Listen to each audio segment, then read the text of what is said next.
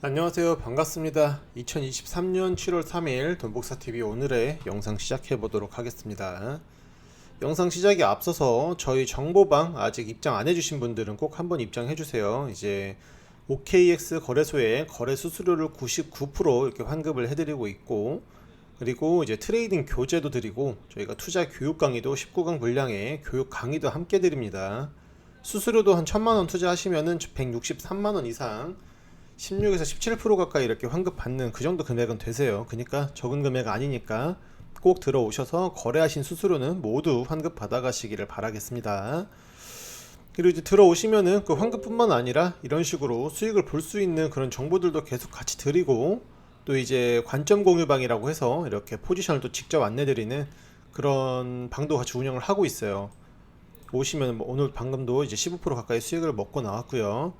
이제 이렇게 운영을 하고 있기 때문에 들어오셔서 많은 도움 받아가시기를 바라겠습니다. 시장부터 빠르게 한번 알아보도록 할게요. 일단 지금 뭐 시장 같은 경우는 항상 말씀을 드렸듯이 현재도 계속 지지부진 횡보를 해주고 있는 모습이에요. 근데 이제 주말 동안 흐름 한번 보자면 이제 여기서 빅숏이 한번 나와줍니다. 나와서 30K를 한번 이탈을 해줘요. 그러면서 29.5까지 쭉 밀렸었다가 다시 30K 안쪽으로 안착을 하고 다시 고개를 들어주고 있는 그런 상황에 있습니다. 지루한 수싸움이 좀 반복이 되고 있는데 아직까지도 관점은 계속해서 롱으로 관점을 유지합니다. 관점이 따로 폐기되거나 하지는 않고요. 최근에 이제 비트코인에 이제 가장 큰 힘을 보태줬던 거는 당연히 블랙록과 피델리티 같은 미국 내 공룡 투자 기관들의 SEC를 통한 비트코인 현물 ETF 신청이 있었습니다. 그러나 30일날 현지 보도에 따르면은 이제 SEC가 이 신청을 반려해 버려요. 이제 반려한 이유는 서류를 추가로 보완해라 라는 내용입니다. 그래도 상당히 긍정적입니다. 왜냐면 이제 과거에는 아예 이 코인 관련된 심사조차도 없이 그냥 바로 칼 거절이었는데, 지금은 그래도 서류를 추가로 보완하라고 이렇게 요청이 나와 있기 때문에 과거처럼 이제 그런 빡센 스탠스는 아니고 어느 정도 좀 유해해졌다 이렇게 볼 수 있을 것 같아요. 이 역시도 세계 최대 자산 운용사인 블랙록이 시도를 했기 때문에 가능한 거라는 그런 견해도 있습니다. 다만 한 가지 조금 유의할 거는 블랙록의 힘에 보다 많은 신뢰를 보내고 있었던 입장에서는 약간의 실망 매물이 나올 수는 있겠다라고 보여요. 어쩌면은 이 쇼빔이 그런 매물일 수도 있는 거고요. 특히나 이제 일각에서는 이제 현재 SEC 승인 좀 어려울 거라는 부정적인 견해도 있긴 한데, SEC가 그동안 코인 현물 ETF 같은 경우는 전부 거절 처리를 했었습니다. 그렇기 때문에 지금 거절은 아니죠. 너무 비관적으로 볼 필요는 없어 보여요. 가능성은 열려있고 열렸다 라고 보는 게 차라리 나을 것 같습니다. 그리고 이제 실제 시장 같은 경우는 이제 31K 돌파 시도는 6번 했고요. 30K 이탈 시도는 현재 4번이 이뤄진 상황입니다. 그런 상황이기 때문에 4번 이탈 이후 다시 한번 재상승하는 모습이고, 어쨌든 간 상단으로서의 추세 전환을 좀 더 점치는 그런 포인트가 많이 보여요. 지금 저번달 21일경 4K를, 그러니까 4,000달러를 한번 상승시키고 나서 이제 현재 한 보름 정도 계속 횡보 중인 상황인데, 시장의 추가 이슈들을 좀 살펴보면서 상방인지 하방인지 그 여부를 좀 확인해보는 과정을 가지도록 해보겠습니다. 일단 시장에 껴있는 빅 이슈들은 7월에 FOMC 있고, 비트 현물 ETF가 이제 승인 여부가 갈릴 거고요. 리플 관련된 소송도 이번 분기 안에 끝난다고 하죠. SEC가 거래소를 상대로 소송을 제기한 부분도 있고, 그리고 이제 미국 월가의 기관들이 EDXM이라는 자체 거래소를 만들어서 돌리고 있어요. 이제 이 EDXM도 어마어마한 자금이 몰리는 시장이기 때문에 이제 이 EDXM 관련한 이슈들도 같이 체크를 좀 해봐야 될 거라고 생각이 드네요. 시장 저변에 현재 이러한 이슈들이 복합적으로 좀 반영이 되어 있는 만큼 조금 심도 있게 살피면서 브리핑을 드리도록 해보겠습니다. 그러면서 이제 주말간 이슈 한번 체크를 좀 해보도록 할게요. 상승장의 비트코인 채굴자들 거래소 BTC 전송량 역대 두 번째. 비트코인 가격이 이제 3만 달러를 돌파했죠. 돌파한 이후에 채굴자들이 지속적으로 거래소에다가 대량의 비트코인을 전송하고 있다라는 그런 내용입니다. 7월 1일 날 이제 채굴자들이 1억 500만 달러, 그러니까 원화로 한 1300에서 1400억 가까이 되는 금액입니다. 이 정도의 양의 금액을 비트코인을 거래소로 보냈고, 이는 온체인 데이터상 두 번째로 큰 규모라고 합니다. 두 번째로 큰 규모라고 해요. 채굴자들의 물량 소화가 이제 비트 시장에서 상당히 중요한 가격 결정 요소 중에 하나입니다. 이제 채굴자들이 계속해서 채굴을 하려면 그 비용이 있어야겠죠. 그 비용은 결국 코인을 매도하면서 나오는 비용으로 충당을 하는 거죠. 따라서 채굴자들이 채굴 비용을 충당하기 위해 기존 비트를 팔아야 되는 거고요. 그러면 시장에서 당연히 비트의 매도세가 더 강화될 것이고, 그렇게 되면 비트 가격의 하락으로 이어질 수 있다라고 볼 수가 있겠습니다. 실제로 이제 과거 21년도에 상승장에서 거래소에다가 1억 1000만 달러 상당의 채굴 물량이 이제 송금이 되었던 적이 있어요. 그때 채굴 물량 전송한 이후에 2달 정도 횡보한 끝에 비트 가격이 조금 떨어졌던 그런 내용이 있습니다.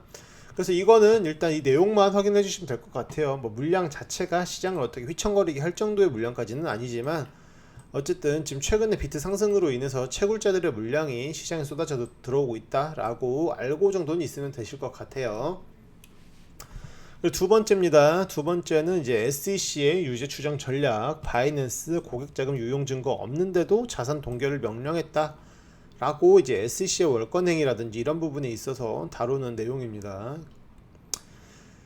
지금 이건 이제 6월 15일 날 바이낸스랑 SEC 간의 청문회 심리에서 있었던 일이고, 내용을 보면 바이낸스 US에 대한 SEC의 자산 동결 명령의 정당성에 대해서 다루는 내용이에요. SEC가 상당히 진땀을 좀 흘렸다라는 그런 내용입니다. SEC 변호인단이 이제 논리적인 허점을 조금 메꾸려고 노력은 많이 했는데, 담당 판사의 심기는 계속 불편했다고 해요. 그 내용이 왜 그러냐면, 일단 이번 심리 내용은 청문회 보도로 문답 내용이 알려졌고, 아무래도 SEC가 월권을 했다라는 그런 인상을 주기에는 충분해 보입니다. 충분해 보이고, 이번 청문회는 이제 SEC의 미국 자산을 SEC가 바이낸스의 미국 자산 동결하고, 바이낸스 관련 기관들의 해외 보유 자산을 미국으로 환수해라 라는 6월 6일 날 긴급 명령을 검토한 건데, 지금 이 내용 자체가 FTX랑 바이낸스를 같은 선상에 두고 철퇴를 치려고 했던 SEC의 의도가 좀 저변에 깔려 있습니다. 그러나 그때와는 사건이 무조건 달라요. 왜냐하면 미국 법무부가 당시에 FTX랑 샘 뱅크드 프리먼 같은 경우는 불과 몇 시간이 채 되지 않아서 바로 민형사로 기소를 해버립니다. 근데 지금까지도 바이낸스나 이 짜오샹펑 같은 경우는 형사 기소를 거부하고 있는 그런 상황이에요. 그런 상황이고, 간단히 이제 요약을 좀 해보자면, 해외 자금 유출에 대한 명확한 증거는 없습니다. 없고, 자금 동결에 대한 긴급 명령을 이제 정확한 증거 없이 내렸다라고 요약을 할 수가 있을 것 같아요. 또한 이제 SEC가 바이낸스 측으로 제소한 이유 중에 미국 고객 자금이 해외에서 사라지고 있다라는 주장에 대해서도 이제 주장한 바가 있는데, 이 부분 역시도 자세한 근거를 대지 못합니다. 이제 판사가 압박을 했는데, 이제 여기서 얘기를 하는 게, 사실은 이게 미국에서 자산이 빠져나간 게 핵심 이슈가 아니라 미국 투자자들의 자산을 보호하기 위한 게 이 핵심 이슈다 라고 얘기를 하면서 슬쩍 말을 돌려버립니다. 근데 아무튼 이 부분에서 이제 정확한 증거 없이 심증으로 제재를 한 부분이 되는 거죠. 이 부분을 좀 일부 인정한다고 볼 수도 있을 거고, 그렇기 때문에 이 경우에는 월권이 당연히 됩니다. 특히나 이제 바이낸스 같은 경우는 이 자오창펑의 개인 자산인 트레이딩에 활용되는 메리피크라는 회사가 있는데, 여기로 고객 자산이 절대 들어가지 않는다라고 계속 주장을 해왔어요. 그리고 판사 역시 이 메리피크와 바이낸스 US 그리고 바이낸스 US에 예치된 고객 자금 간의 안정성 간의 연관성을 찾지는 못한 걸로 보인다라고 얘기를 합니다. 이제 결국 청문회 후반부에서 이제 잭슨 판사가 SEC의 미국 고객 자금에 대한 위험을 입증할 근거가 없다라는 바이낸스의 주장을 좀 인용해서 같이 얘기를 해줘요. 아무래도 이번 심리에서는 바이낸스 이겼다라고 봐도 무방할 것으로 보이기는 하는데, 아무튼 이런 심리들은 원래 좀 다각도로 검토가 되어야 하고 그 해석도 다양하게 나올 수가 있습니다. 근데 일단은 지금 판사가 이 SEC의 명확하지 못한 태도에 다소 불편한 기색을 많이 드러냈다라는 게 현재의 이제 반응이고요. 그리고 이제 이번 공방에서 SEC가 논리에 허점이 있었다. 그리고 바이낸스와 코인베이스를 얘네들이 어떤 편협한 시각으로 규제했는지가 나왔다. SEC는 이 규제에서 선을 넘었다. 배후에는 정치적 의도가 있다. 이 정도로 내용을 조금 정리해 볼 수가 있을 것 같습니다. 특히 최근에는 이제 같은 식구였던 SEC의 전 의장이 이제 현재 SEC와 갠슬러를 상대로 무리한 소송을 진행하면서 막대한 소송 비용만 지출하고 있다 라고 또 그렇게 얘기를 했습니다. SEC가 이렇게 무리한 소송을 이어가는 저희가 갈수록 좀 궁금해지는데, 어쨌든 지금 이런 내용들도 지속적으로 좀 살펴봐야 될 그런 부분이 있어요. 그래서 아직 저희 정보 공유방 안 들어오신 분들은 들어오셔가지고 실시간으로 공유되는 이런 정보들을 계속해서 같이 받아 가시면서 또 투자를 하시면은 한결 편하게 투자하실 수가 있습니다. 일터라도 왜 읽는지는 앓고 일어야 되잖아요. 혼자서 찾아보려면 아무래도 한계가 많으니까 들어오셔서 많은 도움 얻어 가시고 항상 성투하는 그런 하루가 되시기를 바라겠습니다. 오늘 영상 여기서 좀 마무리를 해보도록 하고요. 저희는 내일 또 새로운 영상으로 찾아뵙도록 하겠습니다. 오늘도 감사합니다.